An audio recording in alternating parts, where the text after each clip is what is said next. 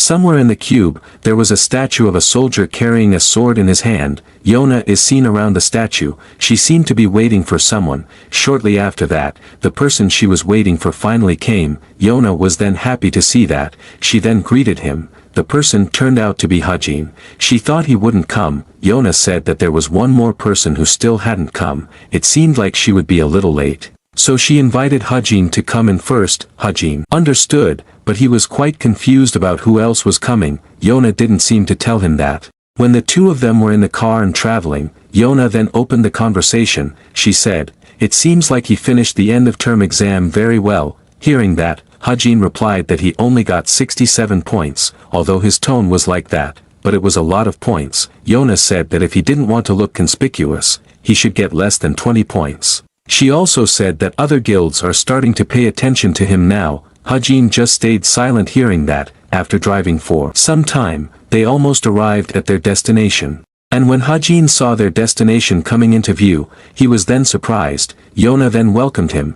"Welcome to the essence of the strait." Some time before Hajin met with Yona, he suddenly got a message sent by Cube, Guild Tour announcement. At 6 p.m. this afternoon, each guild will announce their cadet tour list. The cadets on the list will be contacted immediately through their smartwatches. Guild Tour. This is a system that gives cadets time off to see the work of active heroes, and domestic guilds have the right to recruit the cadets they want, starting from the highest-ranking guilds. After reading the message, he is also curious about what the heroes are doing. There must be a number of side missions like he wrote, but only 3 people can be recruited by each guild from grade 1 and 2 cadets. That's why grade 1 cadets below the top 300 have no chance, based on his entrance exam ranking, no matter how well he finished the end-of-term exam. He felt that maybe he still couldn't enter the top 300, it was a little disappointing, but he was then surprised by the sudden notification sound from his smartwatch. He got a message. He was confused. Who sent him a message?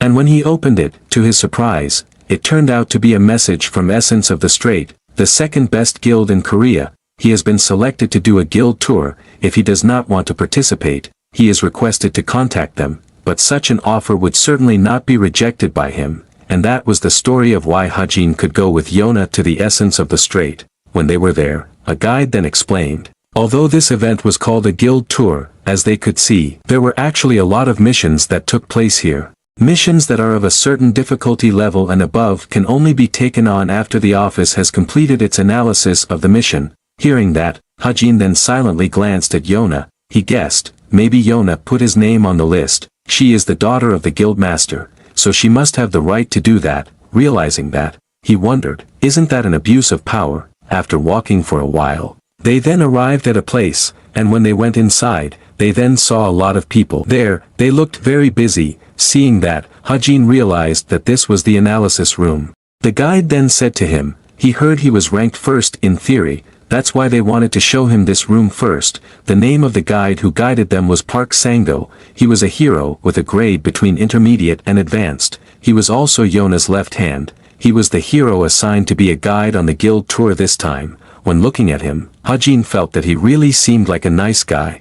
If it wasn't for the story he wrote, he wouldn't have expected this at all. He was a bastard who would betray Yona later, and someone suddenly approached them at this time. She asked Park Sang-do if the cadets were here. When she saw him, she asked, so he was the cadet named Kim Hajin-ha? Seeing her, Hajin knew, she was Lee Jina. Just like Park Sang-do, she was also a hero who was at a grade between intermediate and advanced. Lee Jina then sarcastically said to him, isn't the world too good? Didn't expect a 934 ranked person to be able to do a guild tour at the Essence of the Strait. She wondered who managed to help pull that off. Hearing that, Hajin realized that there was no way she would have a good impression on him. Lee Jina was currently a direct subordinate of Young Hoseok, the vice guildmaster of Essence of the Strait. She was hostile to Yona, who was the guildmaster's daughter and potential successor, but that was only for now. Later, Lee Jina would work under Yona, and climb to the position of the vice guildmaster with her own strength, the most outstanding person within the guild. Hearing her unhappy tone, Sang-do immediately told her that Hajin was the #1 ranked cadet when it came to theory, but Lee Jina didn't care about that at all. She was also #1 when it came to theory. She also said that the theories that cadets learn about aren't even that crucial. Don't you think so? Theory #1 kid, Hajin just silently heard her insulting tone, but Lee Ji-na suddenly thought of something when she saw the papers she was holding. While handing the papers to him, she then asked, if he was so confident in his abilities, could he try to solve this? Sango really didn't understand her behavior. How could she just show insider information? Lee Ji-na said that it didn't matter, it's nothing important. She then told Hajin to check it out, let's see what he can do. Hajin was really annoyed to be constantly belittled like that, but with this, he at least became excited now. While raising his hand to her, Hajin asked, could she lend him some paper? Hearing that, Lee Ji-na then disparagingly said, even if she gave it, does he know what to write? Hajin was really annoyed at her attitude. While seeing the dispute between the two of them, Yona suddenly got a message. She said, it looks like the last person had arrived on the first floor. Hearing that, Sango then invited her to pick her up together. Hajin was now left alone. When looking at the things Lee Ji-na gave him, Hajin knew. The content of this was about the variables that could occur when raiding a dungeon. This was definitely a question that a cadet wouldn't be able to answer, but as long as he had observation and reading, he only needed to write the calculations that appeared automatically in front of him. He really finished that difficult thing quickly, but when Hajin was about to write the last part, his paper was suddenly picked up by someone. That person was of course Lee Ji-na. She asked, was he still not finished yet? Didn't he see that they had already left? She told him to stop doing anything unnecessary, give up and leave already. Hajin was really annoyed at her current behavior. After that, Hajin then followed Yona to the first floor. He still regretted that he wasn't able to write that last part down. He also annoyedly thought that she better not ask him to do that last part later on, and when the elevator reached the first floor, the door on the elevator then opened. And the person he saw when he just got out of the elevator surprisingly turned out to be Nayun. Nayun also looked unexpected to see him here. She then immediately asked Yona why he was here. Yona carelessly said, who knows? Hajin also didn't expect that the last person who came was Nayun. Yona seemed to do it on purpose, but what made Hajin confused was why Yona didn't say anything about her. After doing various kinds of activities, the afternoon finally arrived. At Yu Jinhyuk's office, Jinhyuk was seen who looked confused at this time. He really didn't expect. The result of spending a month digging into his past turned out to be just a few sheets of paper. The figure of Kim Hajin now turned out to be very mysterious in his mind. He was really confused. How many people were in his past, who his parents were and why he became an orphan? No matter how deep he dug, he didn't find much. He could only sigh helplessly at the moment. His nephew really gave him a difficult task, but he certainly wouldn't give up so easily. In fact, the more he hid in the shadows, the more he felt attracted. After all the cadets on this guild tour gathered, Sango then explained. The guidance this time was an activation mission. They had to be on standby until they got the activation order. He also asked Nayun, why was she late? Hearing that, Nayun then embarrassedly scratched the back of her head. She replied that it was because she was meeting with her grandfather before coming here. Hearing that, Sango then excitedly asked, did she mean the great hero, Chai Jukil? When they were about to continue their guild tour activities, Yona suddenly got a message. She then asked them to go first. She wanted to call someone. After going to a quiet place, she then called the person. The person she called was Jinhyuk. She asked, what about her request? Hearing that, Jinhyuk laughed awkwardly. He said that he still hadn't started because lately he was quite busy.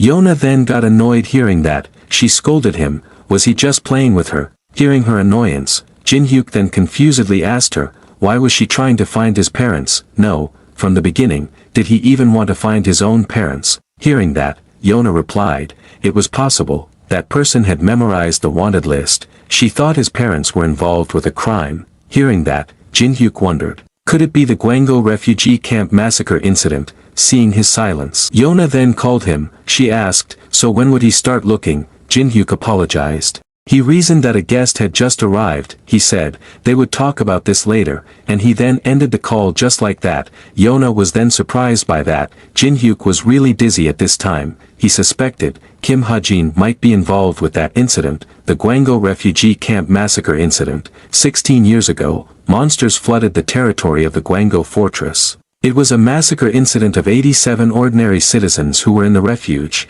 and also 9 heroes who tried to defend it. He was caught trying to investigate this incident more than 10 years ago, and was later expelled from the Yu family. although the government and the association concluded that it was all caused by Jin, that's only what was revealed on the surface. The real culprits behind the incident were, the president of South Korea at the time, Kim Seok-ho, the director of Daehoon, Choi Juk-il, and also his brother, Yona's father, Yoo Jin-young. What's worse is that they went as far as hiring an assassin to do it. For them, it's probably an insignificant matter, but what if there are survivors of the incident? If Kim Ha-jin's parents are really victims of the incident 16 years ago, then what if Kim Ha-jin is planning revenge now?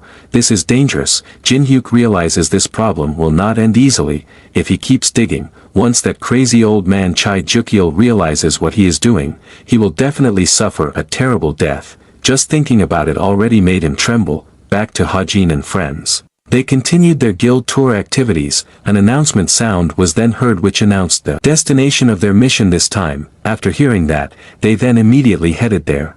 Ha-jin was seen trying to catch up with the three of them from behind. He was very tired at this time, realizing Ha-jin's absence. Sang-go then asked, "Where is Ha-jin?" Nayeon told him to just relax, he would catch up. But what made her confused was, why Yona put on such a dull face all this time. It was certainly because she was still very upset with her uncle's behavior, and as they continued to walk forward, they then saw the golems that were the target of their mission appear. 2 civilians were seen in front of one of the golems. Their situation was very dangerous at this time, because the golem then launched a blow towards them, but fortunately, before the attack from the golem landed, Yona had first tied the hand with her whip. Seeing that, Sang-go then praised her action, not wasting the opportunity created by her. Sang-go then threw the spear in his hand strongly towards the golem. The spear throw was so strong that it destroyed the golem. Ha-jin at this time also finally caught up with them. He was happy to finally catch up, but his friends seemed to have started to fight the golems,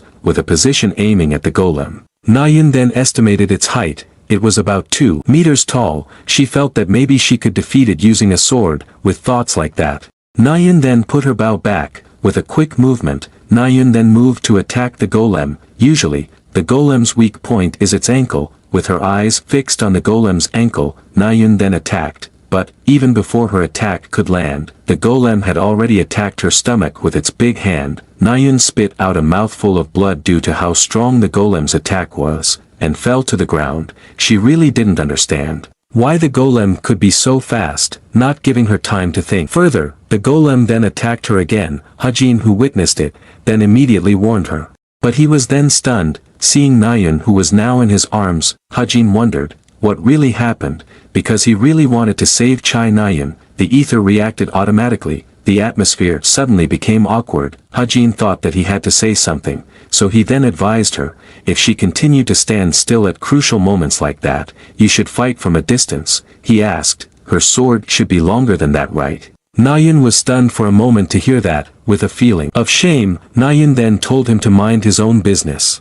She reasoned that she made a mistake because she was careless. Now, she told him to take a good look. After turning her face away from him, Nayeon then thanked him. The reason why Chai Nayeon should be a swordsman is because her mana capacity is several times greater than an ordinary hero. Her talent is mana C. Her mana capacity is even greater than Kim Suho's. It even has no limit when she uses the sword as her medium. Nayeon really went forward alone to face the golems. After a while, they finally managed to take care of the golems, because the rescue unit had arrived. Sang-go then took them back, but Ha-jin suddenly noticed the presence of someone from the top of the building behind him, and when he looked at the person, he then realized who it was. Seeing him who was still standing there, Nayeon then told him to hurry up. While glancing at the person, Ha-jin silently apologized to her for hitting her with the ether. Seeing Ha-jin who walked away, the person then left there. At the guild building essence of the strait, Lee Jina complained because her shoulder was very sore.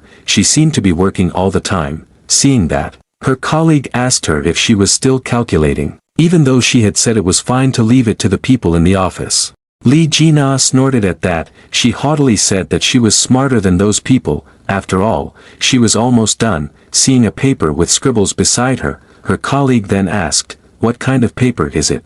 Does she use paper and pen to calculate?" Hearing that, Lee Jina then remembered. She said that this is the scribbles of that arrogant boy. She then decided to look at it. With a disdainful laugh, she said, "Shall we see how he do?" but when she started to examine the paper, the shock in her heart could not be described by words. When Hajin had arrived at his dormitory, he then received a continuous message from Lee Jina. She asked him to chat for a while. Seeing no answer from Hajin, Lee Jina then anxiously asked him to answer her call, but she then remembered that tomorrow Hajin would come again to the guild, then, they would talk tomorrow. Reading that, Hajin mockingly thought, how could he go? He already knew roughly how the guild operated, he had no more business there. He then sent a message to Sango that he could not join the guild tour tomorrow. Sango was then confused to read that. Hajin was silent for a moment. He then ignorantly thought, should he tease her a little? Hajin then sent a message to them. Someone said that he was on the guild tour list because of the support network, because he was the 934th ranked cadet.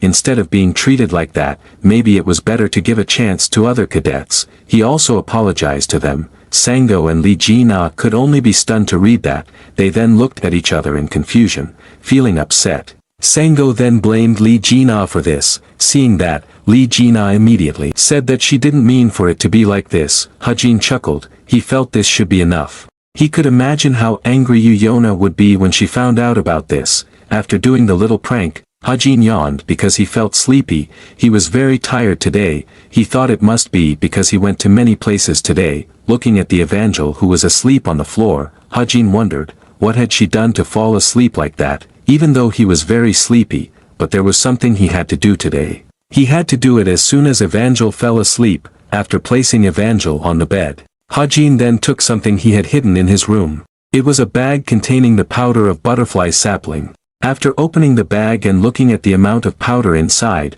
Hajin did not think that this was more than he thought. If there was this much, he could share a little with Suho and Rachel, then he could also use it too. He then divided the powder equally into 3, the 2 of them were important, but he also had to survive. He had to use this when the opportunity arose. He must strike when the opportunity arises, and do it when it was well planned. Hajin knew that it was useless to use this with his physique like this, because he only had SP instead of strength. So he had to use this powder on the ether. After deciding that, Hajin then poured the powder into the ether. After that, he just had to wait until it finished absorbing it. But he suddenly got a message at this time. It was from Nayun. Hajin was then confused to see that. Nayun thanked him for today, but Hajin was then confused to read the hanging message. 10 minutes later, Nayun still hadn't sent him another message. One of the 2 things that could annoy other people was to stop talking in the middle of a conversation, so Hajin decided to immediately ask, what? But Nayun asked him back. What?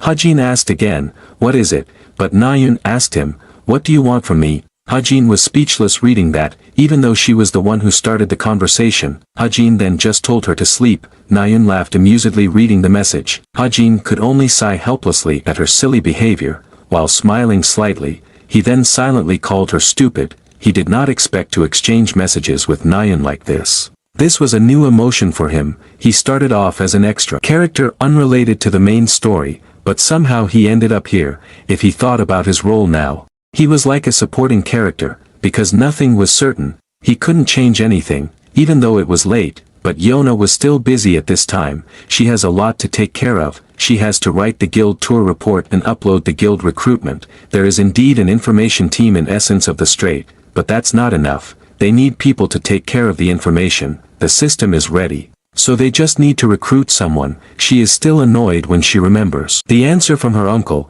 instead of waiting for that lazy human. It's better for her to do it herself, but she was then surprised when someone called her at night. It was from Chai Nayun. When she picked up the phone, Nayun then called her. Yona asked, what's wrong? Why did she suddenly call? She was busy. Nayun said that she wanted to go to the seminar with Kim Suho on Tuesday. She asked if she wanted to come, and when Yona was about to reject the invitation, Nayun quickly said that Shin Jonghak was also coming. Yona immediately changed her answer and accepted the invitation. She then confusedly asked, was that why she called her? Nayun replied no. She looked a little hesitant. Nayun then cleared her throat for a moment and asked, had she seen the footage of yesterday's battle against the stone golem from the drone? Hearing that, Yona replied yes, because she had to write the report too. Hearing that, Nayun still looked a little hesitant. Realizing that, Yona asked, did she want to discuss the part when Kim Hajin helped her? Nayun immediately panicked when caught off guard by her.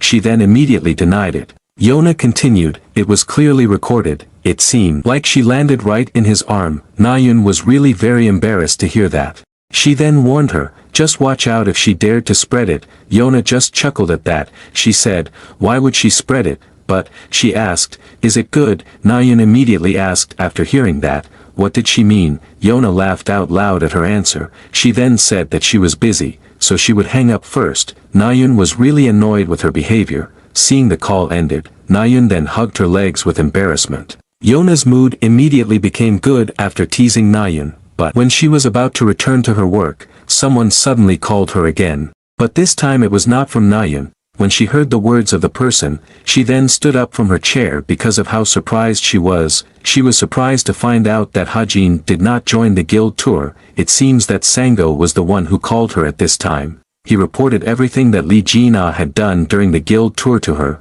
Yona could only sigh helplessly. She was very upset with Li Jina. Even though they were almost able to get Hajin to sign the contract, she also lamented Hajin's unpredictable movements. A notification suddenly appeared in front of Hajin at this time. His SP increased by 89, the luck bonus was active, he got 12 additional SP. Hajin was then surprised to see something unexpected like that suddenly appear. He wondered, did he gain interest somewhere he didn't know? Whatever it was, he was happy because he had gained SP. If so, he wondered, should he invest this SP too? No matter how hard he tried, his physical stat would drop over time, so the best thing he could do was to choose and focus, since he had used sapling powder for the ether. He decided to use all his SP on weapons rather than his physical. By increasing the random enhancement system, cognition, specialized equipment is recognized. Random enhancement, the concept of the specialized equipment is enhanced by 1 to 100%, the chosen percentage lasts for 24 hours and after 24 hours, it's set randomly. If you invest SP into the talent you can enhance the random enhancement system, although from the outside it looked like a Dreg's talent, but since his luck was above more than 0.1% of people, the effectiveness would be good for him. Although success in writing was another story, after deciding that, Hajin then began to write his talent. He then closed his eyes while hoping that it would work, and when he opened his eyes slowly, he then saw a series of notifications. Due to insufficient SP, the quality was reduced. Hajin could only sigh in disappointment reading that. He had expected he did not have enough SP, but he was then surprised when he read the notification that appeared next. Luck has been activated, chance of failure has been restored. Random enhancement system, at most, 5 weapons will be recognized. The concept of the specialized equipment is enhanced by 1 to 44%. The chosen percentage lasts for 24 hours and after 24 hours, it's set randomly. When recognition of a weapon is removed, after an hour, IT will revert back to normal. Reading that, Hajin was honestly not very satisfied, but since this was an unbelievable setup, he had to be grateful for that much. The preparation was complete. The reason for speeding up the enhancement preparation was because Hajin then opened his smartwatch.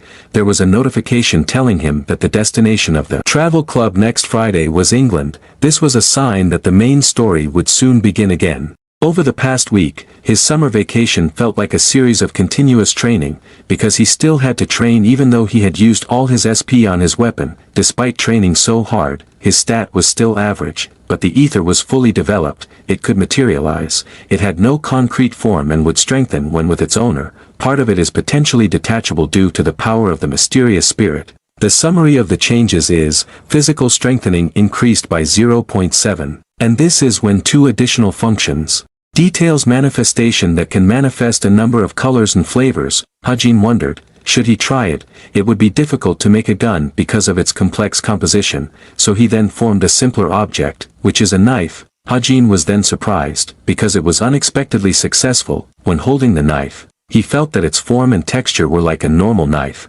But his experiments did not stop there. He then used random enhancement to strengthen the knife. The action succeeded in strengthening the knife 31%. After that, Hajin then tested the knife. By throwing it forcefully towards the boulder in front of him, its power is nowhere near normal, and when the knife finally landed on the stone, it really broke it. Seeing these results, Hajin thought that the details manifestation and random enhancement were really very useful. The knife throw earlier even split the ground and the stone in front of him. This is not as strong as a relic. But the important thing is the external appearance. Items with normal form can catch people off guard, and when the dagger would pierce the heart of one of them who was caught off guard, that's good enough. The next day, Hajin then gave Evangel the spirit friend as her toy. He told her that she had to be a good and quiet child when he went for club activities. Okay. Hajin also said that he would buy her delicious food. Evangel was very happy to hear that. Hajin also warned her that if she could only make animals with the spirit friend, she could not make humans. He asked if she understood. Evangel playfully covered both ears hearing that. She then said that she understood. So she asked him to stop bothering her. Hajin laughed at her cute behavior. He then said goodbye to her. Evangel also waved her hand at him. In a luxury building in Cube, a servant reported to Rachel that she didn't have to worry anymore. Their contract with Cube has ended and they decided to recruit a trusted agent. Hearing that, Rachel then thanked the servant named Henry. Henry continued, and regarding the cadet who saved her, if she didn't mind, he wanted to meet him by utilizing the Imperial Guild. Hearing that, Rachel said that she was happy to hear that. She invited him to do so. The Hajin she saw earlier was definitely not just a 934th rank cadet. She was sure that other guilds would want to recruit him, but she then remembered that recruiting someone too early was illegal, so she had to observe for now. Although the Imperial Guild was lacking when compared to the famous Korean guilds, with the priority recruitment rights that the Imperial Guild had, they could legally recruit better than other guilds. Seeing that all the club members had gathered, Han-hyun then invited them all to go straight to England. The weather was very hot there. Na-yoon even complained about the heat. Hearing that, Yona asked, why is she wearing a cadet uniform here anyway? Seeing Hajin who was wearing a jacket, Na-yoon asked, doesn't he feel hot? He is wearing a jacket that covers the top of his cadet uniform. Hajin said that he really felt comfortable. What he was wearing was the royal black coat, which had the highest rank function in controlling temperature. Hearing his answer, Na-yoon felt it was very annoying. When they arrived in England, they were then amazed at the scenery presented in front of them. While pointing upwards, Han-hyun then said to them, the place they saw in the sky was their destination today, Clancy Islet. They would enter the portal together to go there. Hearing that name, Hajin thought, that place was made by the British government using the floating crystal they had. It was a place where everything related to money was located, such as entertainment, auctions, and events for the release of new items. It's the Golden Island, which is basically like the Las Vegas of England. This is where the main story this time will begin. When they arrived there, Na-yoon looked very happy when she came back to see the activities in that place. It had been a long time since she had been here. Yona also said that she was the same. Hearing that, Soho then asked, had they been here? Hajin said that he was here for the first time, while Na-yoon herself answered yes. She came here with her brother when she was 11 years old, and she hadn't been here since then. Her mood suddenly turned sad when she remembered her brother. The atmosphere between them suddenly fell silent for a moment. Realizing that, Soho then tried to divert her attention. He said that he was here for the first time. He asked, could she be his guide? Na-yoon happily accepted that. She asked him to leave it to her. After they all gathered, Han-hyun then explained to them, there will be a big event at the islet at 7 p.m. tonight. He had asked them if they could participate in the event and they happily allowed them. He said that they were free to wander around and have fun before the event started. He also asked if there were any questions. Hearing that, Na-yoon then immediately raised her hand high. She asked, can they go to the casino too? Han-hyun replied yes. Cube cadets are already considered adults. Na-yoon was very happy to hear that. She then invited the three of them to go to the casino together. When they arrived there, a room full of gambling machines and equipment was then presented in front of their eyes. Hajin said that the place was more luxurious than he imagined. Na-yoon then enthusiastically said that she would exchange some chips. When Hajin went to the reception desk to exchange some chips, the receptionist then asked him to show his identity card before making an exchange. Hearing that, Hajin then showed his identity card to her, but, he asked, how long has she worked here? The receptionist turned out to be Jane, who was in disguise. Hearing that, Jane replied, 6 years. Hajin said that it was really long. He also thanked her for the chip. Hajin had expected Jane to go undercover to this place. The event that Oh Han-hyun said will start at 7 p.m. tonight. Honestly, it's a big deal because it's a very big event, because all the beasts from all over the world will gather there. Eyeing that, Hajin clenched his hands tightly. Even though he wanted to cool his head, he couldn't help but get nervous, because this place is the best place to earn money for people like him who live in luck. The incident will occur at 7 p.m. He still has time. Hajin has already decided what he will do during that time. Hajin's plan is of course to gamble there. After exchanging some chips, he decided to play the slot machine first. But he then heard the sound of complaints from someone he knew. It was Nayun. She said that it was really unfair, it was really just a little bit left. Seeing that, Hajin thought, if Nayun was there, it meant that the man was Vert. With a feeling of resentment for losing the gamble, Nayun then decided to finish and leave from there. The people who were at the table with her then said goodbye to her. But Vert suddenly asked her to wait a minute. He said that he felt bad about winning from the children's money so easily. He said he would return 25% of the money. Nayun was really upset to be belittled like that. With a feeling of resentment, she then returned to her seat and said, "What won so easily?" She said that she could drain all his money if she was serious. The next story was, in just 2 hours from now, Chai Nayun would be crying in the hotel after losing all the money she brought here. It was because they were all scammers, especially their leader, Vret. He was one of the important characters in his novel, and sure enough, Nayun kept losing as she continued gambling with them. Hajin could only sigh helplessly at the loser's behavior. As a member of the fourth generation of a rich family, losing that money meant nothing to her. But he was a little interested in Vert. Hajin then approached them and asked Nayun to stand up. He said, "Let me play." As Hajin sat in his chair, one of Vert's henchmen said that he had to contact someone. So he went out. Hearing that, Hajin said, "That means there are 5 of us playing." Seeing Hajin join, Nayan confusedly said, "You didn't bring much money, right? The minimum bet is 100,000 won here." Hajin told her not to worry. "Let's just do it." Nayan could only sigh helplessly at that. She told him to do as he pleased. Seeing them all seated, Vert then explained the rules to them. 7 card stud, he would share at once. After he opened his cards, he then asked them to open their cards too. They understood, but one of Vert's dark-skinned henchmen was then surprised. When he saw Hajin just silent, he then confusedly asked him, why didn't he look at his card? Hajin just said that he wouldn't look at it. Hajin could see his card with 1,000-mile eyes, so it didn't matter whether he saw it directly or not. The dark man was then confused by his answer. He called him a crazy bastard. He then asked, did he even know the rules? Hearing that, Hajin asked him back, did he think he was playing without knowing that? He was not happy to hear him call him a crazy bastard. Hajin then opened one of his cards. It was a 3-spade card. The dark man then irritably asked why he kept talking informally to him. Hearing that, Hajin asked him back, who did it first? The dark man was really annoyed at his attitude.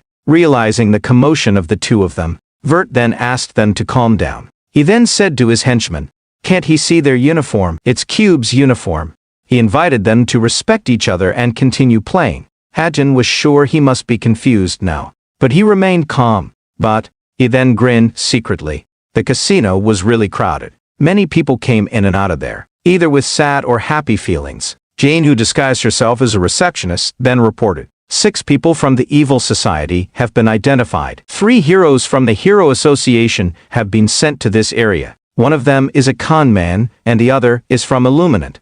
But it seems that the hero from Illuminant came here just as a tourist, and also, the boy the boss likes, Kim Hajin, is also here. Hearing the report, the boss asked her to stay alert for now. Jane then asked her. Kim Hajin had seen her earlier. Did she think she recognized her? Hearing that, the boss said that Hajin could focus magic on his eyes to see through the disguise, but he won't really use magic to see through ordinary people. Hearing that, Jane felt that Hajin might not recognize her, because she didn't feel that he used magic on her. Vert's expression was very serious at this time. He said he would deal out the 6th card now.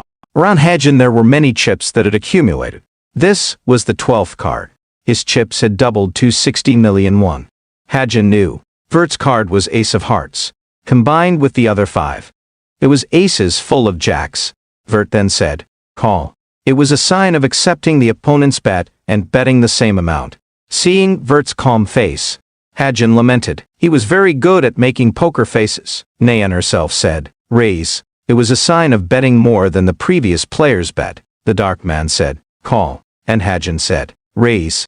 At this time, Vert's card is aces full of jacks. His lowest chance of winning is 4 of a kind. which usually no one is aiming for this card. The possibility of getting 4 of a kind against a full house is lower than winning the lottery. But it certainly doesn't matter to him. Vert then asked him, "Come to think of it, isn't he all in now?" Hajin didn't argue with that. He didn't have any more to bet.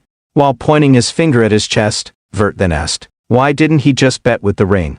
But Hajin looked very unwilling to do so. Vert asked, "It's an artifact, right? He can tell in one look." He also asked, "What's so special about that ring?" But Hajin did not answer, and only said that this was just a thing. Nayeon's face suddenly turned red at this time. She then suddenly asked him to just leave here. Hajin was then surprised by that. He asked her to sit back. Nayeon said that she would give all the money he had spent, seeing him carry it everywhere. She was sure it must mean a lot to him, but Hajin said that it didn't matter. While pulling her arm, he told her to sit back down. He assured her that he never lost. "So just sit down." Nayeon blushed when Hajin suddenly pulled her arm like that. He told Vert that this ring was very expensive, but since he was going to bet with this, he should also bet with his bracelet. Vert agreed with that. They then both placed their bets on the table. Then, "Can we open the cards?" Vert said he would start first. His card contained 3 aces with 2 jacks. It was a full house.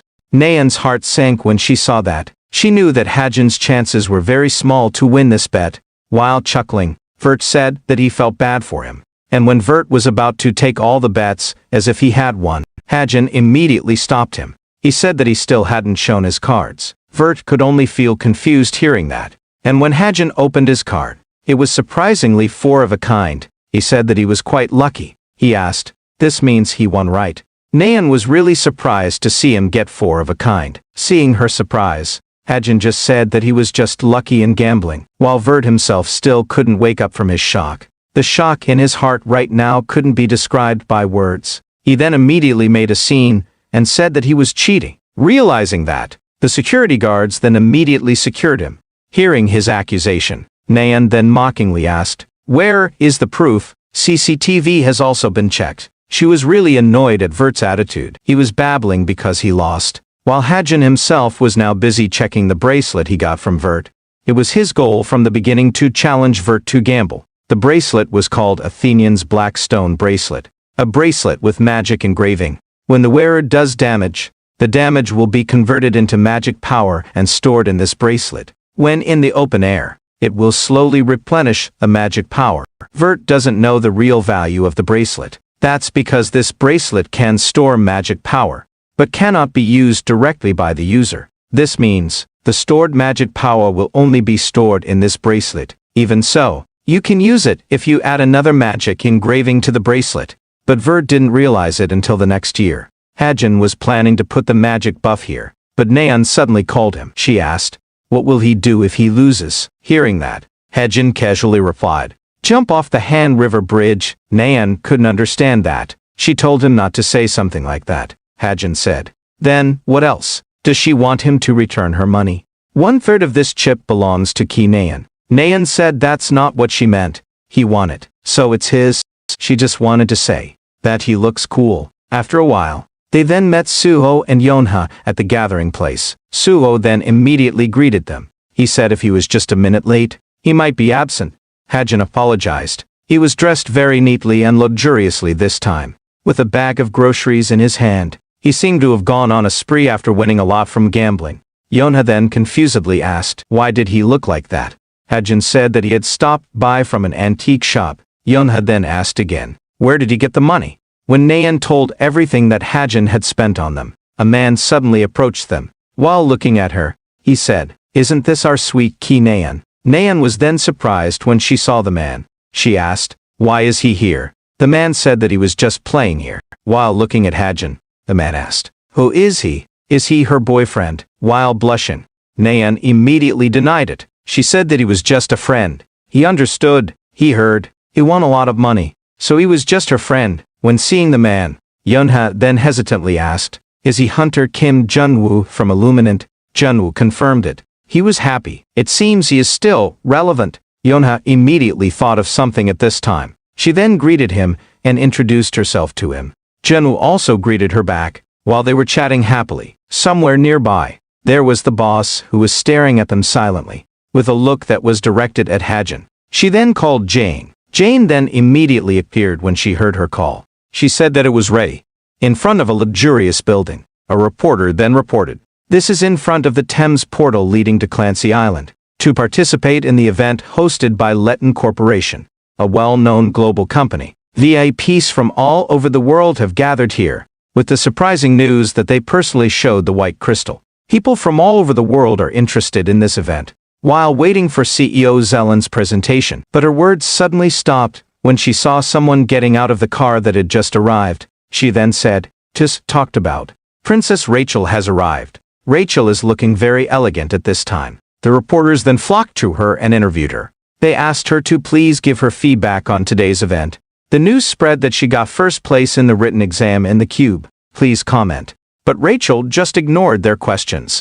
Her bodyguards immediately came to keep the reporters away from her. As Rachel entered the building, she then saw a portal in front of her. She then breathed a sigh of relief. Finally, now quiet. Someone suddenly approached her at this time and respectfully called her. He is the CEO of Letton Corporation, Zellen. He thanked her for attending their event. Seeing him, Rachel then asked, "Is he sure the barrier has been installed properly to protect against Jin?" Zellen confidently replied, "Of course, this is Clancy Islet, the safest place in Europe.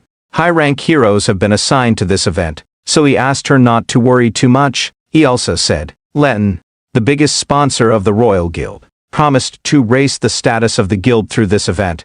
But Rachel still had a suspicious look when looking at him. Zellen grinned secretly. He said that she could confirm it. Not only Rachel, many people also came to attend the event. There was also Hajin, who was seen sitting alone. While looking at his smartwatch, he then thought, "It's still 30 minutes until the event starts. But it's already crowded here." By the way, he didn't expect them to make an event like this. In this day and age, where Jin are running amok, Letton Corporation is one of the worst companies he's ever written about. There aren't many Jin among the leadership, but there's a lot of evil comparable to them. And what's worse is, the white crystal happens to be held in the hands of such people. It is indeed something that would never fall into the hands of Jin. However, just because these humans have it doesn't mean they will use it any differently than Jin. In addition, there are a total of 3 core Jin appearing today. The Crystal Deliverer, Nade, the Fighting Agent, Silason, and Kim Hakpyo, the Evil Society's treasure-collecting team leader.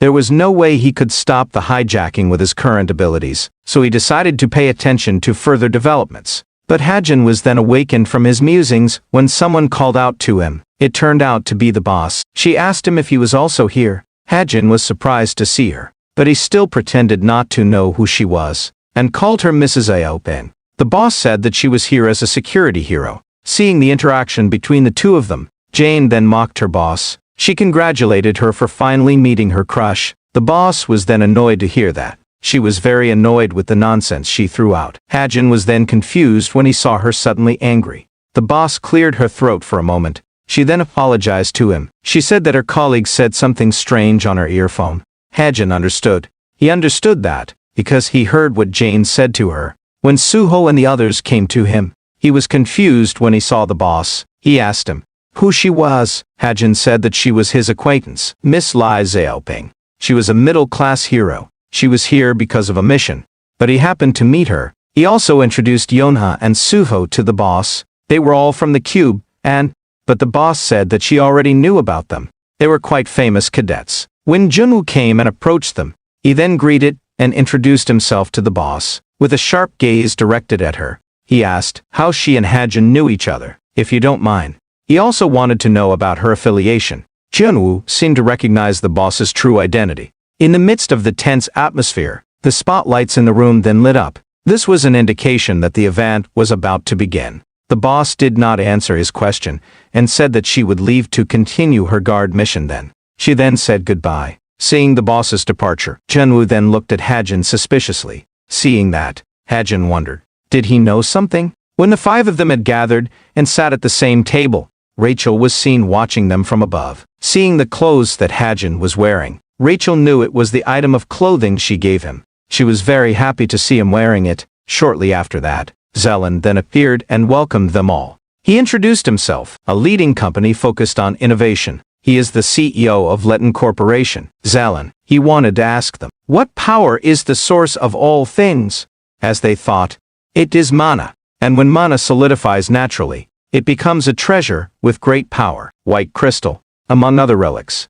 This is a rare relic. A total of 480 crystals have been found so far, but they did not find a way to utilize its power. However, from now on, Leton Corporation will show them the true use of the white crystal. Zelen then opened the veil covering the container containing the white crystal.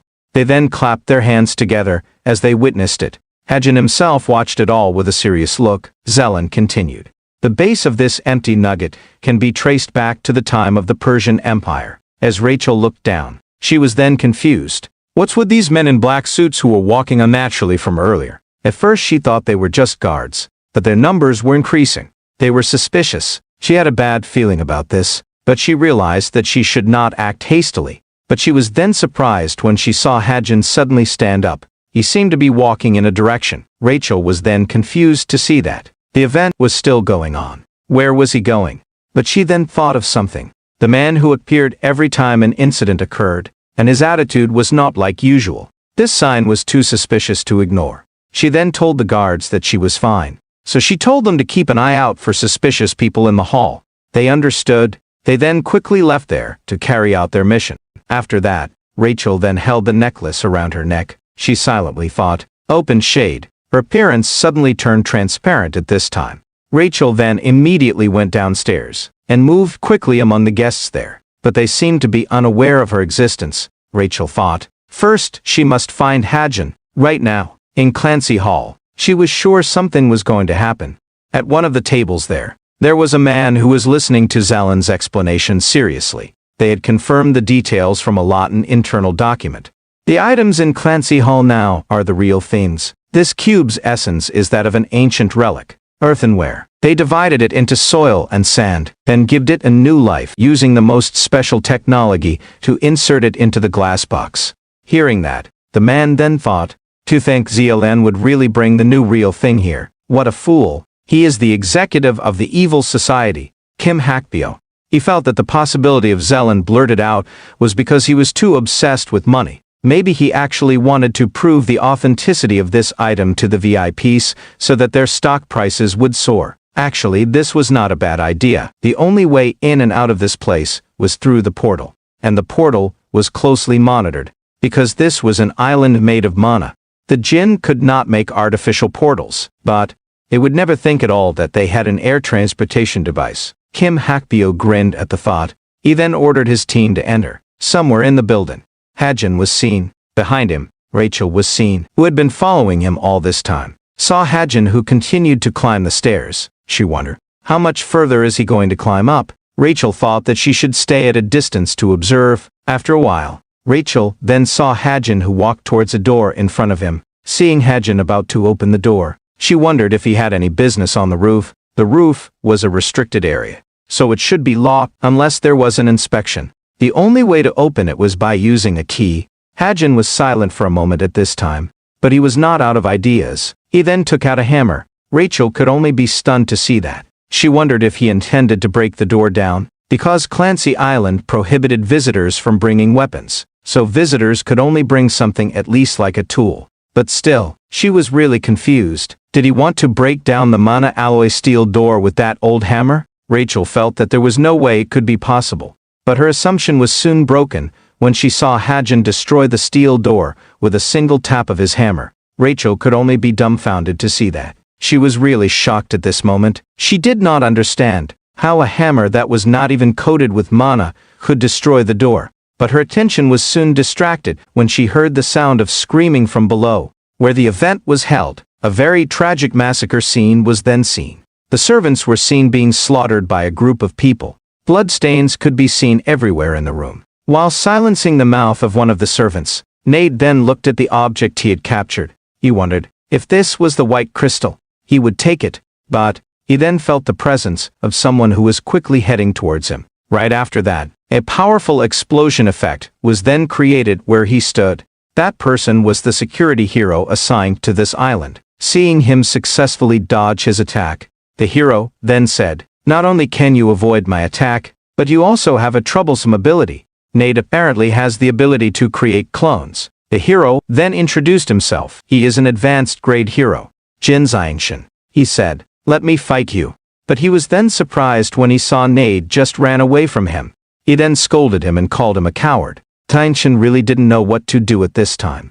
There was no way he could chase his clones one by one. The scene was witnessed secretly by the boss. Nayan and others also helped in eradicating the intruders. Nayan was really confused by what happened, not only Jin, but there was also a destruction demon.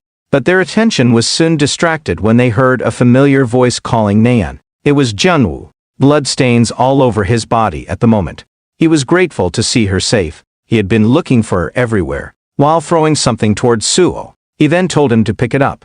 And when Suo caught the thing he threw, he was then surprised because it turned out to be a sword. He asked, didn't he also want to fight? The sword belonged to a Jin lying on the floor nearby, so he asked him to use it. On top of the building, a strong wind then hit him as he stood there. While looking down the building, Hajin thought, in the original story, Nade duplicated into 8 bodies and escaped. The first one was to the east. One hero had already chased him in that direction, but that Nade didn't have the crystal. To the south, a Jin who took the form of Jane escaped with him, but that Nade didn't have the crystal either. And to the north, where the boss was, in the original story, that Nade was the one with the crystal. And when the boss was about to chase Nade who escaped with the crystal, several people suddenly ambushed and attacked her. Seeing that, she then controlled her magic power to create a small black ball and threw it at them. But they laughed dismissively when they saw her attack. One of them said, such a small ball could work, but when he wanted to destroy that small ball, he was then shocked when he saw his arm sucked into the small ball. A feeling of horror then encompassed his heart when he saw that. After that, he then screamed in fear when he saw his body sucked into the small black ball. His partners were also shocked when they saw it. The feeling of horror could be clearly seen on their faces at this time. They then immediately moved away from the small black ball. But it was useless. The small black ball then also sucked their bodies like a black hole. Nade, who witnessed it, was then shocked when he saw it. Not giving him time to react, the boss then immediately attacked him and pierced his chest with the black aura. Hajin could only be stunned to see that, although he was the one who created her character. But that was really a terrible ability. Instead of that, based on the original storyline, the white crystal was now in the hands of the chameleon troop. But he and the boss were then both shocked. The Nade that the boss had killed turned out to be a clone. Hajin was then confused about it. He then hurriedly took out and opened the notebook. He wondered, did the story change again? But he hadn't received any new messages from the co-author. That meant this was not a story change. He then realized this was a change caused by variables in the current situation. He was really confused about how to deal with this, but he then suddenly remembered something. He had never tried this method before, but he didn't have any more time to waste. The mana of the stigma that could be used as he wished, to focus the mana into his retina. No, if he focused it on far sight, Hajin's pupils and changed at this time. He was then happy because it worked. He can now see very far at this time. His eyes then moved around, looking for where the crystals was, until finally he saw a car driving on the road nearby. In the car, a man was seen carrying a suitcase containing the white crystal. And just as he managed to find the whereabouts of the person carrying the crystal, the activation of the stigma mana suddenly stopped at this time. Hajin then covered his eyes while grimacing in pain. He could only curse. How could he overload at a time like this? But he knew that he could not waste time. He would pursue it himself. Hajin then went straight down by jumping from the top of the building. Near where he landed, coincidentally, there was a motorcycle. Hajin was happy to see that. He planned to use the motorcycle to chase the car, carrying the white crystal. He silently apologized to whoever the owner was. He borrowed this motorcycle for a while. The situation inside the Clancy Hall was still chaotic. The guests were jostling to get out of there. While directing them, Nayan then asked them not to jostle. She asked them to watch their step. At this time, someone suddenly approached her on a motorcycle. The person then called her, and when she turned towards the person, she was then surprised because it turned out to be Hajin. She then asked, where had he been? Hajin did not answer. He then threw something towards her, and told her to catch it, and when Nayan caught what he threw earlier, she then confusedly asked, what is this? Hajin replied, a mana sword. He was sure she could use it well. The special weapon, the mana sword, which he took from Sidious. Its power depends on the mana capacity of the user. With the hidden potential that Ki Naeun has, she can even unleash greater power than the Jin who used that weapon. Naeun then asked how to use it, but Hajin did not answer her question, and told her to think for herself. The important thing is not to get hurt. Seeing him who started the motorbike, Naeun then confusedly asked him, where was he going? Hajin only said that he had something to take care of. Naeun was then confused to hear that, not giving her the opportunity to ask further questions. Hajin then returned to riding his motorbike. He drove very fast on the road. By using his eye ability, he could watch the movement of the car. It was traveling southeast. It wouldn't take long for him to reach the target. Inside the car, a dark-skinned man carrying the crystal then asked the driver if they would soon arrive at the destination. The driver confirmed it. They would arrive in 1 minute. They said there was no problem with the transport aircraft. But when they thought the situation was under control, a crazy bastard suddenly crashed his motorbike towards their car. The impact was so hard that it damaged the car's body and made it roll down. It was certainly Hajin's doing. He was breathing heavily after doing the crazy action. The dark-skinned man then immediately got out of the car while angry. Who the bastard who did this? He would kill him right now, although he got a few injuries from the accident. But he could still stand up. The transport aircraft was also seen arriving above them. Seeing that, he then immediately called his boss who was also on the transport aircraft. Seeing that, while opening the notebook, Hajin then thought. He was originally curious why he dared to act like this. Apparently he had something to hide. Hajin knew it was the AO-937B transport aircraft. He silently apologized to them, but he had to get rid of the aircraft. He then used about 100 SP to send the transport aircraft back to its hangar. After that, the dark-skinned man was then confused when he saw the transport aircraft continue to fly away, as if ignoring his call. Seeing that, he then immediately shouted, trying to call his boss back. He asked where he was going, but unfortunately the transport aircraft continued to fly away. Seeing that, Hajin then got off his motorbike. Because the disturbance was gone, he asked, should we start talking? But, as Hajin was getting ready to face the man, he suddenly felt the presence of someone who was quickly moving towards them. Right after that, a very powerful attack then landed right where the dark-skinned man was standing, while also carrying someone on his shoulders. He then held the man's head, who was either alive or dead. He said to him. He was originally curious what took him so long. Apparently there were flies that disturbed him. That person turned out to be Chiak Yeonyeon. Seeing him, Hajin could only curse. He didn't expect Yeonyeon to be here now. This is bad. But he was then shocked when he saw someone he carried on his shoulders. It turned out to be Rachel. He was confused. Why did he bring Rachel?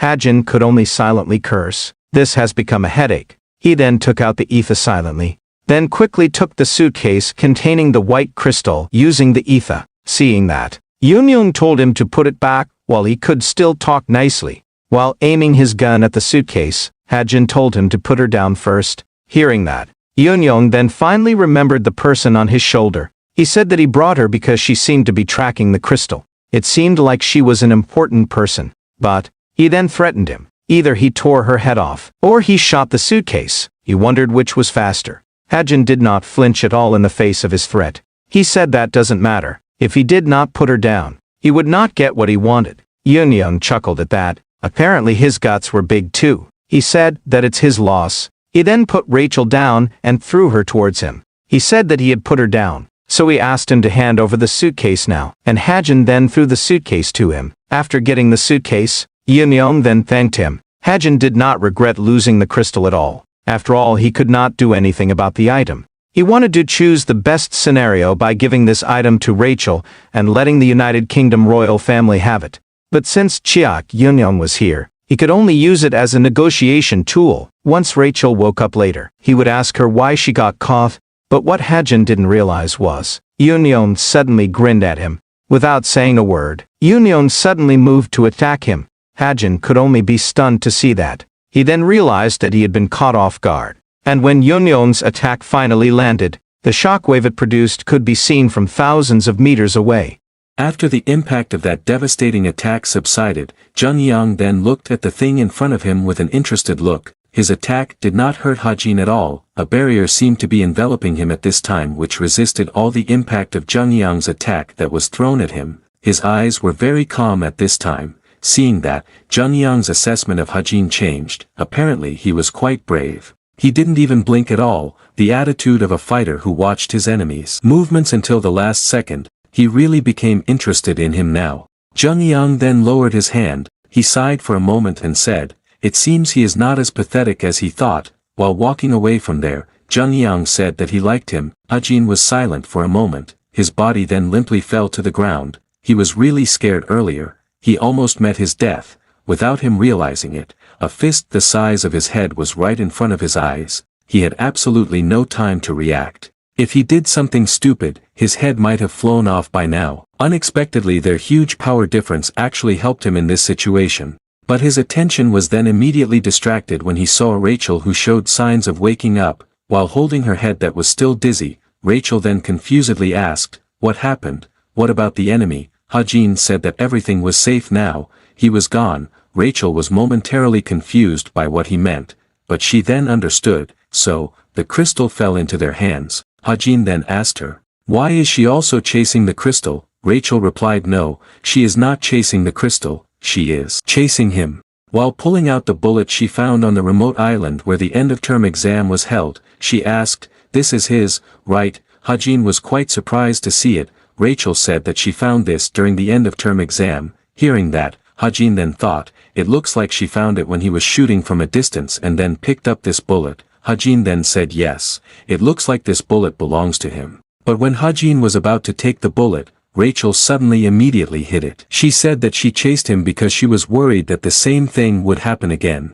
Although she couldn't help much because the enemy was too strong, she was a little disappointed about that. Hajin could only laugh awkwardly at that. Rachel then called him and asked, why did he help her that time? Maybe it was a coincidence in the midterm exam, but he also did it in the end-of-term exam. It made her think that he had been watching her closely. Hearing that, Hajin was silent for a moment. He was thinking hard about how to answer her at this time. He then said, actually, he is a fan of hers. Rachel could only be stunned to hear that. She didn't seem to believe it. Seeing that, Hajin then said that he wasn't lying. He had even joined her fan community. Hearing that, Rachel only replied in a perfunctory manner. Seeing that, Hajin wondered if his reasoning was unconvincing. He was really confused at the moment.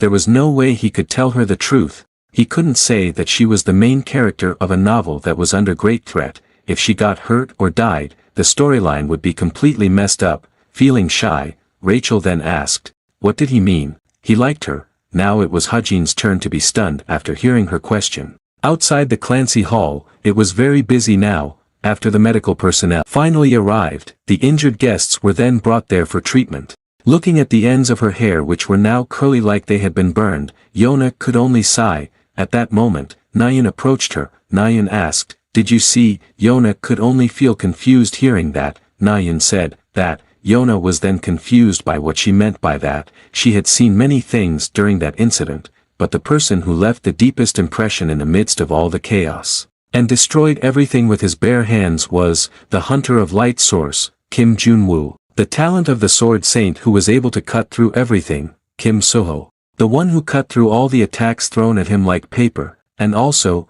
Chai Nayan. With her new weapon that Hajin gave her, she was easily able to slaughter the enemies with that weapon. She was very satisfied with the performance of the weapon, but all of the above mentioned were not what Nayan was referring to. What she was referring to was Hajin. She said, he left by riding a motorcycle. Hearing that, Yona replied yes. She also saw him at a glance. It seems like he is good at driving. She asked, he said where he was going, but Nayan also didn't know about it. More importantly, where did he get that motorcycle? She also wanted to buy it, but when they were busy chatting, someone suddenly called them. It was Suho. His face looked very anxious at the moment. He heard Rachel disappeared. He asked, did they see her? Nayan was surprised to hear that. She then realized that she hadn't seen her since before. She asked, since when did she disappear? Even though she was seen here until a few moments before the Jin stormed in, her guards are currently anxiously looking for her whereabouts. Yona then realized something. She wondered,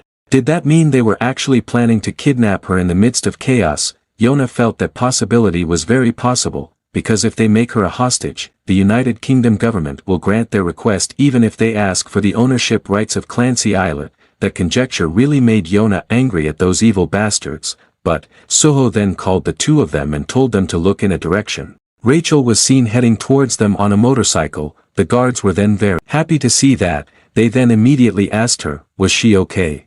Yona was very grateful to see Rachel okay. When she saw the motorcycle that Rachel was riding, Nayun then realized it was the motorcycle driven by Hajin earlier. Yona was shocked to hear that. When everyone was distracted by the chaos that happened, Kim Hajin rode the motorcycle alone to a place, but now it was Rachel who returned by riding the motorcycle alone. All of that brought up a conjecture in Yona's mind. Did this mean Kim Hajin defeated all those jinns and then saved her? But Yona found it hard to believe. She felt it was impossible. Even a Kim Hajin could not do such a ridiculous thing. In front of a hotel in Clancy Islet, Nayun was seen waiting for someone there. Not long after that, the person she was waiting for finally came. It turned out to be Hajin. Seeing her standing alone there, Hajin then asked, why is there only her here? Where are the other people from the travel club? Nayun said that they had gone to the restaurant. This is because he was late. She then told him to hurry up. She had prepared dinner today.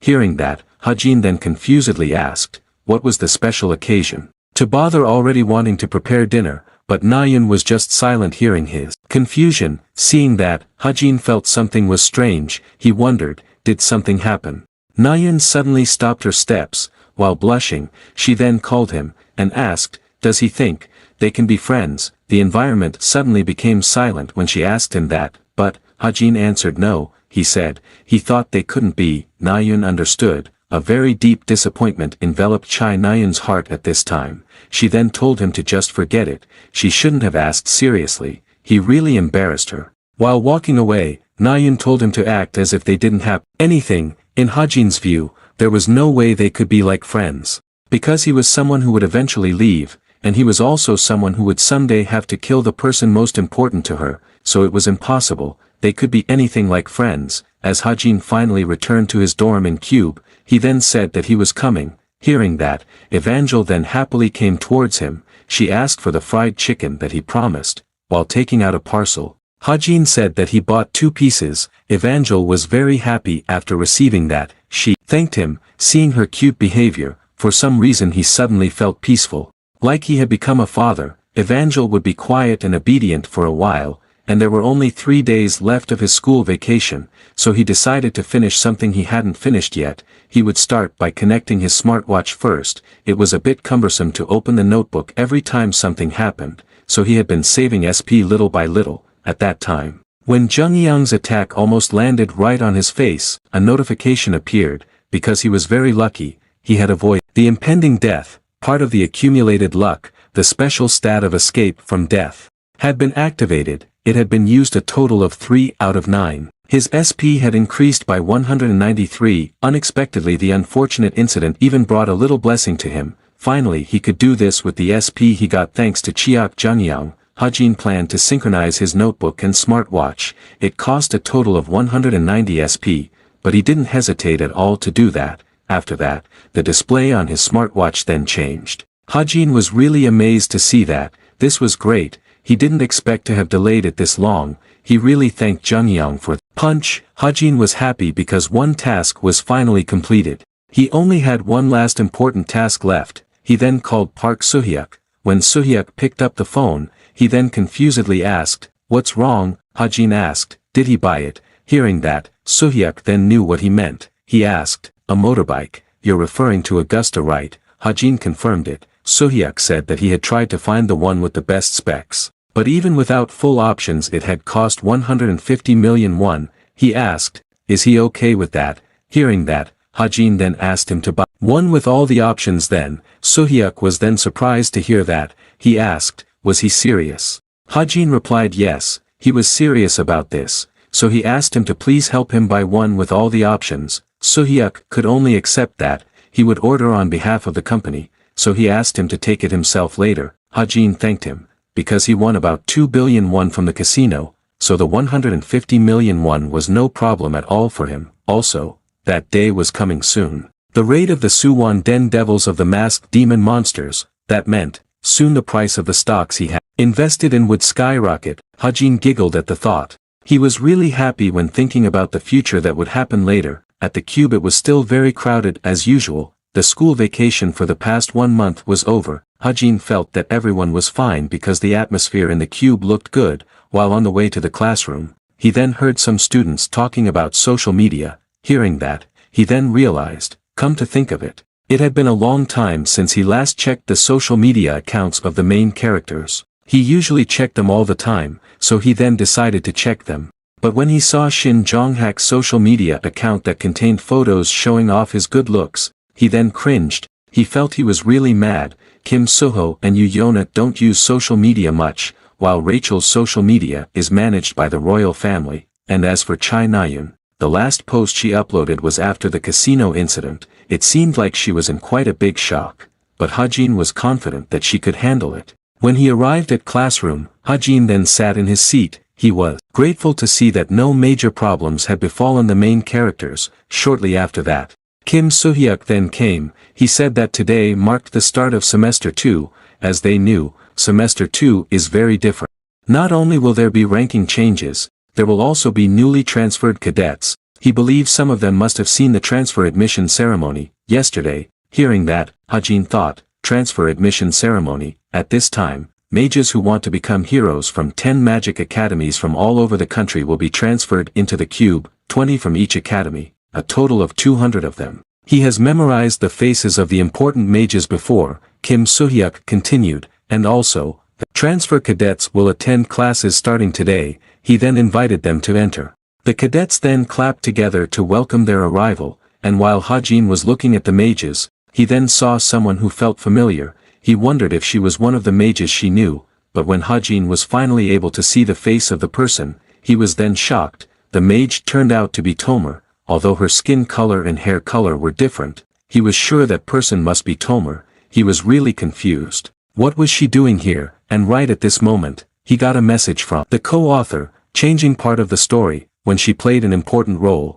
Her appearance and strength were too unexpected. She tried to build a connection with an important character from the beginning. Hajin was then shocked when he read that. He could only curse. Another unwanted problem arose. With a position in the middle of the transfer mages, Tomer secretly grinned. The next day, Hajin then moved to his new dormitory. He moved all his belongings in the previous dormitory to his new dormitory. Seeing their new residence, Evangel then happily asked, "Are they going to live here from now on?" Hajin said yes. "It's big, right?"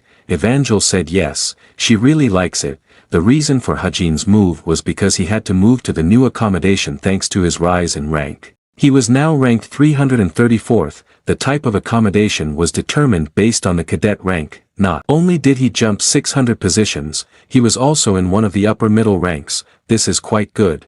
Now that his accommodation is getting bigger, it will be easier for Evangel to live with him. As for what he should do about Tomer, he can only think about it slowly now. Hajin then called Evangel and said that he would go home after class. Hearing that, Evangel then said goodbye to him. Today's class activities are outdoors. After school starts, the first lesson is outdoor training, with the main purpose of helping existing cadets and transfer cadets to get to know each other better. The name of this activity is known as the Dangerous Climb, Kim Suhyuk explained.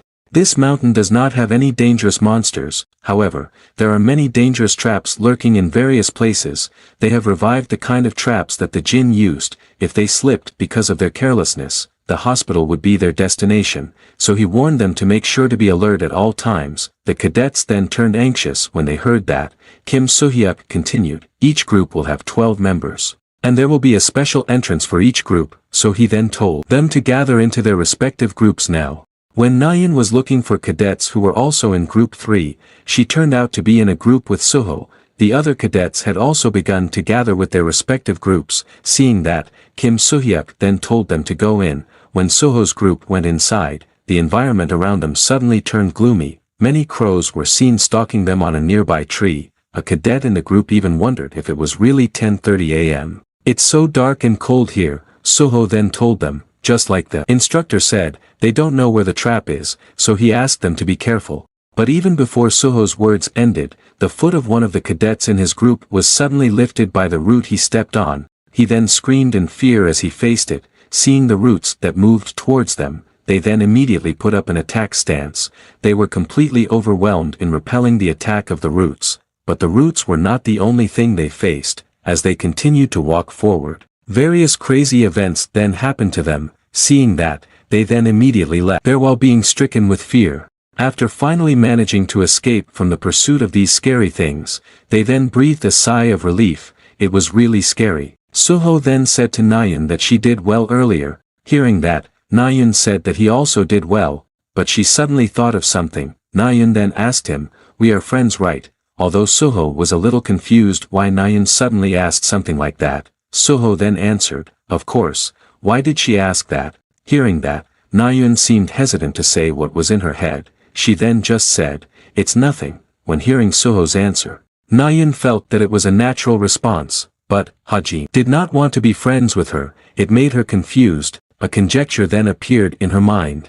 While blushing, she then wondered, maybe he didn't want to be her friend, but something more than just a friend. But they suddenly heard a voice from the direction of the bush behind them. The voice turned out to be from Hajin's group, who also came there. Seeing them, Hajin then asked, "What are you doing here?" When the two groups gathered, Hajin's group then told Suho and others about their findings. They suspected that there was some kind of illusory barrier in this place. Suho and others were then confused to hear that. Hajin's group then asked, "Haven't we been lost for an hour?"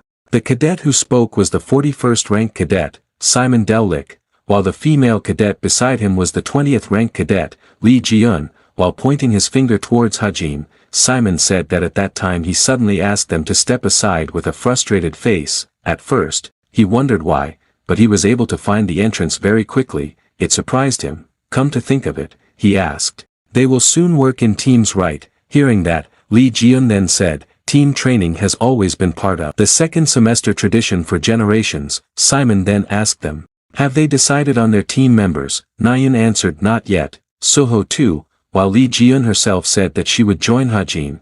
They were then surprised to hear that. She explained, they had to choose team members who were 1 digit different from them. Wasn't he the best among the cadets who ranked 3 digits? He was also quite smart. Hearing that, Nayun then said, "But still." Hearing that, Lee Jiun then confusedly asked, "Why?" But Nayun suddenly stammered. She then said that you could say that he was cold-hearted and difficult to deal with, so she didn't think it would work well. Nayun herself didn't understand why she suddenly said something like that. Simon also added, "More importantly, don't they know there are very bad rumors about him? He often leaves Cube." He also heard he goes out to enjoy indecent types of entertainment. Nayun and Suho's gazes immediately turned unhappy when they heard that. Simon continued, "From what others have said, he also regularly pays money to gangsters too." Not giving Simon a chance to continue his words, Nayun then angrily asked, "Did he see him do it himself?" While sweating coldly, Simon answered no, he said it was just a rumor. Nayun then asked once again, "Did he see him do it directly?" Simon answered no, he didn't see it, but Simon was really confused when he saw her suddenly angry at him, with a displeased look directed at him. Nayun asked, "But you believe such ridiculous rumors?" Suho also said that Nayun was right. He told him not to spread rumors like that if we didn't see him do it himself. Hajin was not the type of person to do that. Suho then stood up and said, since they had rested long enough, he then invited them to start moving again. Simon understood. His body was still shaking at this time. When night fell, when the class was over, in Yona's dorm in Q, Yona was seen adjusting her voice at this time. There was a small device attached to her neck. It was a voice changer. Yona was quite satisfied with the result. The voice change was perfect. Since this was their first meeting, there must not be any mistakes. The Information Guild, Falling Blossoms, a guild completely independent of the essence of the Strait, consisting of intelligence agents who only work for her. As Yona started the video call, she then greeted them, "Nice to meet you all." While respectfully calling her master, they then greeted her back, "It's an honor to meet you." Yona smiled happily at that. This was a good start. She divided Falling Blossoms into 3 parts. Team 1 would collect information or plans from rival guilds. The team was named Sijak. Yona then explained to them, Team 1 was in charge of finding information about the guild creators Sacred Grace, Desolate Moon, etc. Finding out about the rival guilds' plans would be their top priority. And for Team 2, they focused on informing her about new dungeons or the appearance of monsters. With medium-high or higher classes, Team 2 is called Watchtower. After explaining the tasks she gave them, Yona then ended the call with Team 1 and Team 2, the last one is Team 3, they only move in the shadows. and do background investigations, stalking others, kidnapping, and extortion, and if necessary, they would take lives as well. They were the shadows. While attaching a file containing the identities of several people, Yona then explained the mission to them. She ordered them to find out about the past of the 5 targets, but they were strictly prohibited from making themselves visible to the targets or fighting with them. They understood.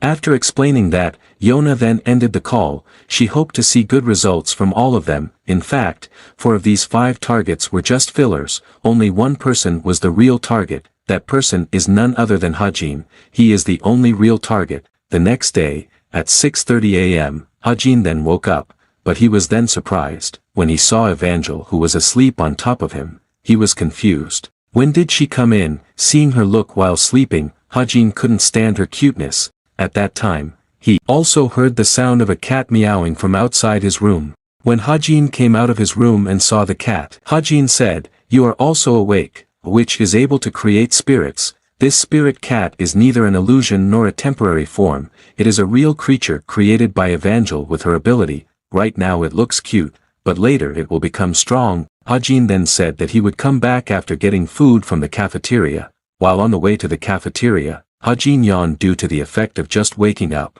But his attention was then immediately distracted when someone called him. It was Yona. She asked, "Where are you going?" "It's still early." Hajin said that he would go to the cafeteria. Hearing that, Yona then walked side by side with him and said, she heard he rose quite a lot in the rankings this time. Hajin replied, "That's so, but he thinks he will remain in that rank range in the future." Hearing that, Yona then asked, "Does he already have plans for the future?" Hajin asked him back, "Isn't it still too early to plan that?" Yona replied, "It's not at all. They will be undergoing hero apprenticeship starting 3rd grade, and it will even be difficult for them to visit the cube. It's a year and 3 months away from now." Yona then asked him, "How about he joins the Essence of the Straight, the guild where Yona will be the leader in the future? Honestly, this will be a guarantee of success for him." But Hajin said that the Hunters of the Light is more interesting to him. Of course, it depends on whether he can enter or not. The system hasn't been improved too much because it mostly consists of mercenaries. Hearing that, Yona pondered for a moment. She then said she would change his mind. If she brought him something he had been looking for a long time, he might think differently, right? Hajin could only feel confused hearing that. He didn't know what Yona meant. He then asked, "What was it?" But Yona didn't answer and said that it was a secret. She also told him that Li Jina, who had bothered him during the guild tour, she heard she was punished. Just as the class was about to start and the cadets had started to sit in their seats, Hajin then glanced down at Suho. It was time for Kim Suho to start preparing to clear the dungeon. In the original story, Kim Suho climbed the Gamak mountain after the summer vacation ended, and the energy resonance drew him to find the undiscovered dungeon. Although it was impossible for someone to clear the dungeon alone unless they were strong enough, but Kim Suho, the protagonist, managed to defeat the boss alone, and obtained a very important weapon, and that weapon was expected to be awakened with the power of sapling powder. But the problem now was, he was the one with the powder. He was also worried whether he would be okay alone. In order for Kim Suho to grow up well, he had to go to the dungeon together with him, because this was the world he designed. It's not one that's kind to him, and who knows, he might get something good for himself there. When his class was over, it was already afternoon. After returning to his dorm, Hajin then thought about Tomer again, but he was still confused about what he should do to her. He wanted to take action against Tomer before the raid dungeon started, but Tomer was not completely on the side of the Jinn. If he could find the whereabouts of her father, then he might be able to attract her to their side. Because she was only after one thing, which was to find her missing father and kill him with her own hands. But the problem was, he also didn't know where to find him. He had tried to use the Book of Truth, but he thought he might not have enough mana because he only got vague information. After he changed his name to Argus Benjamin, he underwent plastic surgery and has since been living in a remote area. He only got very minimal information like that, because the troubleshooter, Yu Jinhyuk, could only be in the Korean area. There was no point in asking him if the target was abroad. While Hajin was thinking hard about who could help him with this, a fat boy who chatted with him at the reception ceremony then popped into his mind. Hajin then finally knew who he should ask for help. Hajin then directly contacted him. The only connection Kim Chundong had, a graduate of the military academy's intelligence agent course, Kim Hozob. Hozob was seen working at the moment. After he picked up the phone, Hajin then introduced himself. "It's me, Kim Hajin." Hozob was then surprised when he heard that. It's been a long time since they talked after the admission ceremony. He then asked, "What's wrong?" Hajin said, "Nothing serious. He works at a company that handles information right. He wanted to know if he could help him find someone. He would pay him for it." Hearing that, Hozob said yes, he could as long as he knew the target's name. Hajin thanked him, then he will rely on him. He also asked, his boss has made it difficult for him. Hozob was surprised to hear that. He asked, "How does he know?" Hajin said, "You sound tired." Hajin also said, if he has the desire to quit the company, he will recommend him to a guild. With his skills, he is sure he will be treated well. It was an information guild known as Falling Blossom. Hearing that, Hozob thanked him. Hajin then wished him good luck and ended the call. Hajin smiled slightly and quietly said, "Yona, you owe me now." In a forest in the cube, Suho was seen practicing with his sword there. His sword swung beautifully, which made it look like he was dancing. When Suho was pausing after completing a set of movements, he suddenly felt the presence of someone from behind him. It was Hajin. Hajin asked, "Are you still practicing at this time of night?" Seeing him, Suho then asked, "Is he here to practice too?" Hajin replied no, he was just hanging out. Besides, Hajin said, he was working very hard even though it was only the beginning of the semester, as if he was training for the raid dungeon. Suho was a little surprised to hear that. He then said, how could he do that? But, he was then surprised when he heard Hajin say, Mount Gamak. Hajin asked, he found the entrance to a dungeon there last Sunday, right, and he intends to raid that dungeon alone. Hearing that, Suho then confusedly asked, how did he know? Hajin casually replied, he saw it by chance. After all, he is quite often out of the academy. Hajin closed his eyes for a moment and said, he's not just bragging, but these eyes he has, they're pretty good, it's useful even outside the cube, so. He wants to propose something to him, he wants to go to that dungeon with him. The payoff ratio is 9-to-1, if he finds a branch, then all he takes is a few leaves. Hajin paused for a moment, then asked, what do you think about that?